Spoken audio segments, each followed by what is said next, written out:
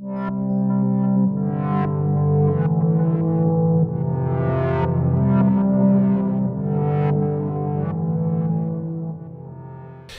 nosotros hablamos de pensamiento positivo, no hablo de negar las cosas que están mal, no hablo de negar los problemas, hablo de poner el foco en las soluciones. Hablo de poner el foco no en la crítica, sino en buscar la manera de ayudar. Es en dónde pones el foco. Si estoy poniendo el foco en el problema o estoy poniendo el foco en la solución.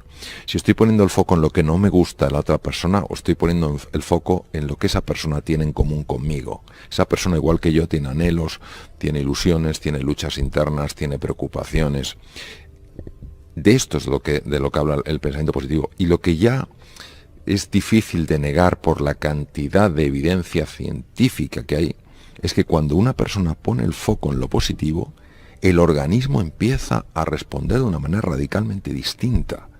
Cuando una persona se enfoca en lo positivo, cuando una persona vive más que en la queja, en el agradecimiento, cuando vive más en la sonrisa que en la desesperanza, cuando vive más en el deseo de cooperación que en el enfrentamiento, bajan los radicales libres. Y es que está absolutamente visto que el estrés negativo, el distrés, sube los radicales libres, daña el tubo digestivo, libera cortisol, el cual a su vez daña el sistema óseo, el sistema muscular, mata neuronas en el hipocampo. Es decir, está todo tan absolutamente conectado y al final, ¿a qué te lleva esto? Te lleva esto a que la clave es mirar, o por lo menos que tu foco busque ver a la otra persona como un ser humano, no como un objeto, no como un obstáculo, no como un problema, no como un desastre, sino que le veas como una persona. Y claro, esto tiene un impacto muy grande en la otra persona. Claro, tiene que salir del corazón. Esto no puede ser un maquillaje, voy a hacer como si. Si no sale del corazón, es mejor que lo hagas como si a que no lo hagas. Pero llega un momento en el que entiendo que esto puede salir del corazón y tiene un efecto realmente llamativo. Yo creo que el ser humano solo tiene un oponente. Lo que pasa es que es increíblemente astuto. Se disfraza de múltiples maneras, hasta de las maneras más sutiles, con lo cual es muy difícil reconocerlo. El único oponente para mí que tiene el ser humano es su ego. Porque el ego, cuando le domina a uno, no permite que haya espacio para el otro. Tú tienes que ser el centro de la circunferencia siempre. El ego es una creencia muy profunda, probablemente la más profunda que está metida en el inconsciente humano. Es una creencia de que yo estoy separado del mundo, de que yo estoy solo, de que yo estoy en peligro. Entonces, cuando esta creencia yo la vivo como una certeza, indudablemente vivo asustado. ¿Por qué? Porque me siento solo, porque me siento aislado y me siento en peligro. Es curioso que personas de la talla de Albert Einstein, muy conocido como físico y menos conocido como metafísico, en una ocasión dijo que había una pregunta que era la más importante de todas. Y yo he vivido eso personalmente y sé exactamente, o creo que sé, a qué se refería. La pregunta es, ¿vivo en un universo hostil o en un universo amigable? Si a la pregunta ¿vivo en un universo hostil? Yo respondo sí. Imagínate esto cómo me va a afectar a mi forma de ver el mundo. Todo lo veré bajo ese prisma, todo lo veré bajo ese color. Si yo creo que vivo en un universo amigable, yo viviré las cosas de otra manera. Tendré dolores, tendré dificultades, tendré tropiezos, pero en un universo amigable lo entenderé como una lección que cuando tenga suficiente perspectiva entenderé que era necesaria, aunque ahora no lo comprenda, aunque ahora no me guste, aunque ahora lo rechace. En mi caso particular, yo que he tenido una vivencia muy profunda en relación a esta pregunta, yo sé hasta qué punto cambió mi vida. El ego directamente es una creencia que no sé de dónde procede, ni he conocido a nadie, ni a grandísimos expertos que me hayan dicho de dónde viene, pero es una creencia de que estamos separados del resto. Entonces, si solo estoy yo, nunca podrá haber espacio para el tú. Las emociones negativas, siempre se ha sabido, son muy malas para la salud mental, pero además también lo son para la salud física. Desde luego, hay que distinguir muy bien entre lo que es una emoción y un estado de ánimo. Una emoción es algo puntual, que puede durar unos minutos, puede durar unas horas. Un estado de ánimo es algo que se prolonga a lo largo de días, meses e incluso años. Hay emociones como el miedo, que son muy oportunas en ciertos momentos, porque nos permiten detectar el peligro y hacer algo para protegernos. Hay otras emociones que son muy oportunas, como la rabia. En un momento determinado ves que algo no está bien, que se está violando un valor fundamental, y tú desde la rabia, no desde la ira, que es diferente, desde la rabia te opones a que se haga daño a otras personas violando ese valor o haciendo caso a una regla básica de convivencia. Un estado de ánimo es cuando una emoción negativa nos atrapa. Por ejemplo, ya no es que tengas miedo, es que vives asustado. No es que tengas un momento de rabia, es que vives resentido. No es que tengas un momento de sensación de impotencia, es que te sientes impotente. Sí se sabe que estas emociones, al ser procesos fisiológicos, como tan claramente marcó la distinción Antonio Damasio, implican cambios hormonales, implican cambios celulares. Claro, los cambios hormonales que suponen son muy dañinos, porque, por ejemplo, hay una hormona que cuando se segrega de forma normal, siguiendo lo que se llama los ritmos circadianos, que es el cortisol, pues todo va fenomenal. Pero se ha visto que este tipo de estados emocionales tóxicos pueden producir elevaciones del cortisol por encima del 50%. Pero no solo eso, es que el cortisol a lo largo del día sube y baja, es decir, sube con la madrugada conforme va despuntando el día y baja cuando va cayendo la tarde para entrar en la noche y que podamos descansar. Rompe el ritmo circadiano, es decir, están los niveles muy altos, pero es que están altos todo el día. Claro, el cortisol elevado con estas cifras y con esta intensidad y duración, pues favorece, por ejemplo, en el hueso la osteoporosis. En el músculo, lo que se llama la sarcopenia, la pobreza muscular, porque destruye fibras musculares, curiosamente, para convertirlas en combustible, cuando no hace falta.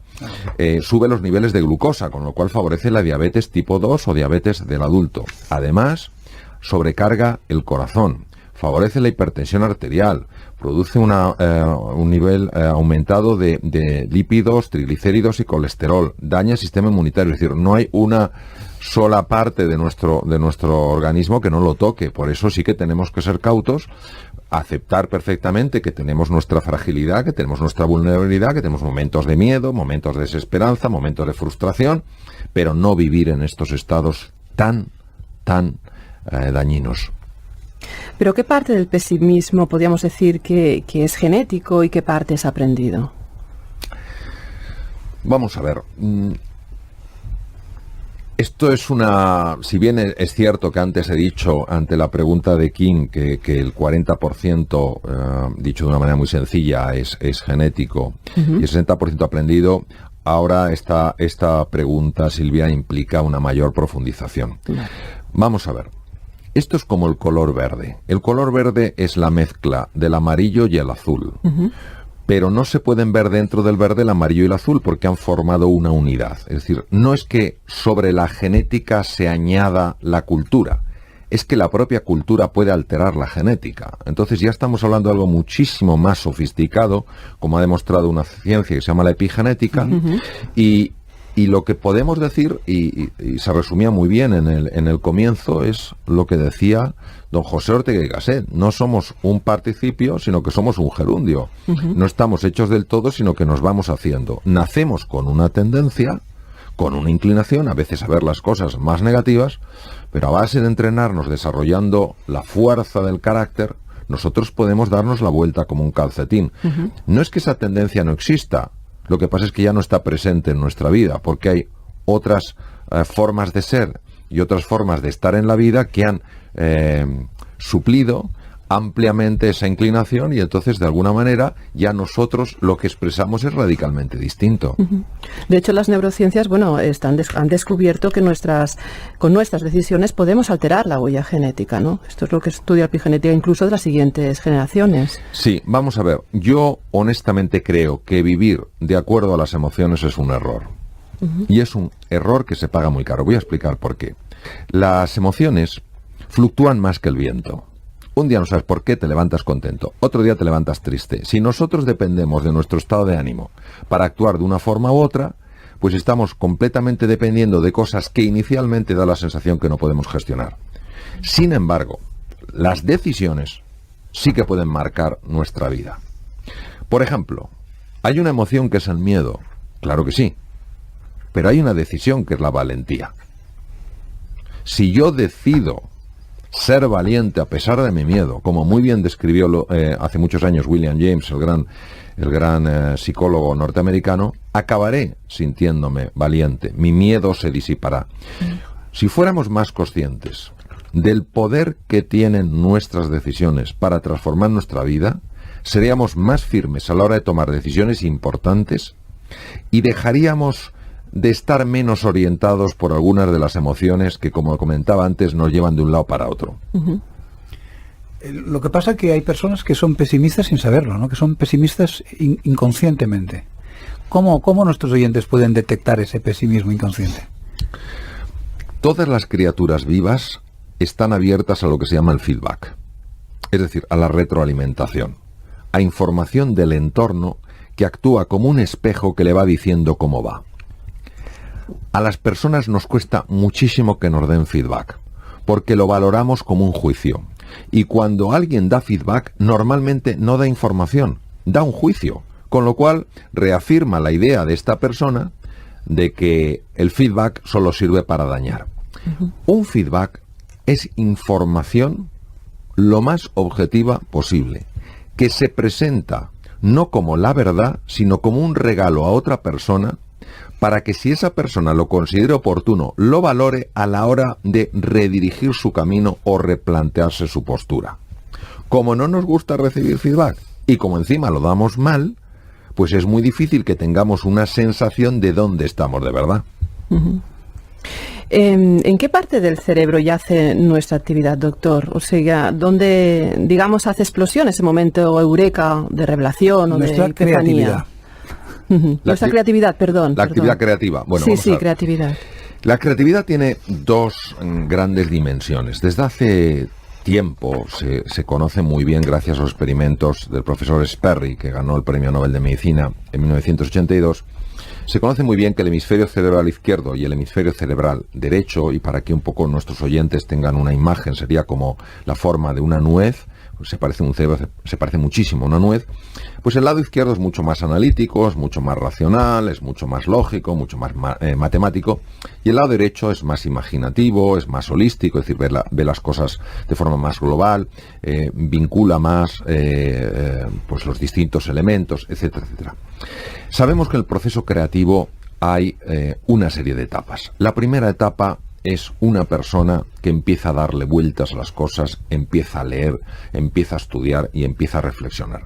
Ahí la actividad está localizada fundamentalmente en el hemisferio izquierdo del cerebro. Ahora, si esa persona, esa actividad que está haciendo, esa búsqueda, esa reflexión, la hace desde la pasión, la hace desde la ilusión por mejorar, por comprender, por avanzar, esa información está siendo recibida con especial avidez por el hemisferio derecho del cerebro, que es muy potente en lo que a emociones se refiere. Y entonces el hemisferio derecho, que es la puerta al subconsciente, empieza a trabajar sin que la persona se dé cuenta, intentando encontrar una solución. Esa solución la lanza normalmente como una imagen, como una sensación o como un símbolo. El desafío por el hemisferio cerebral izquierdo es que eso no lo vea como algo raro, sino como algo a explorar. El momento en el que esa revelación es lanzada al hemisferio izquierdo coincide con un ritmo especial del cerebro llamado ritmo gamma. Es un ritmo muy rápido, donde se combina la serenidad con la alerta máxima, muy estudiado en monjes budistas, monjes nepalíes y tibetanos. Y ese es el momento donde una parte del lóbulo temporal, la parte anterior de la circunvolución temporal superior, lanza el mensaje en una ráfaga de pocos milisegundos, 20, 30 milisegundos, y eso es lo que llamamos el fenómeno eureka o el fenómeno ajá. ¿Qué ocurre? Pues que ese es el punto de la intuición que a veces nosotros, tan habituados a ver las cosas de una manera fija, no sabemos valorar en su auténtica dimensión. Si estamos hablando de que somos absolutamente materia y solo materia, tendremos que aceptar algo que no es fácil de aceptar, que es que no somos libres. La materia, por su propia naturaleza, está determinada por las leyes de la materia, con lo cual no somos libres. Si aceptamos que el ser humano tiene libertad, aunque no sea una libertad total, pero sí una libertad real, hemos de aceptar que hay algo que trasciende la materia, que va más allá de la materia. Una dimensión que no la captan los sentidos físicos, pero sí se puede captar con el uso de la inteligencia, con el uso de la reflexión, con el uso de la meditación y sobre todo con la práctica de la benevolencia y el amor. Y cuando esta dimensión, que todos hemos tenido seguro algún tipo de experiencia, la sentimos, es muy difícil explicarlo con palabras. Decía el gran filósofo austriaco Wittgenstein, los límites de mi lenguaje son los límites de mi mundo. Efectivamente. Ahora, hay un mundo más allá del lenguaje. Un mundo al que accedieron personas como Beethoven, como Juan Sebastián Bach. Es decir, un mundo que no se puede expresar con palabras, pero que cuando lo escuchas, cuando te invitan a entrar en él, te conmueve. Un mundo que se puede apreciar también en algunos cuadros, en algunas esculturas. No sabes cómo te está llegando ese mensaje, pero te está llegando. Y cuando sales de ahí dices, entré de una forma y salgo de otra diferente.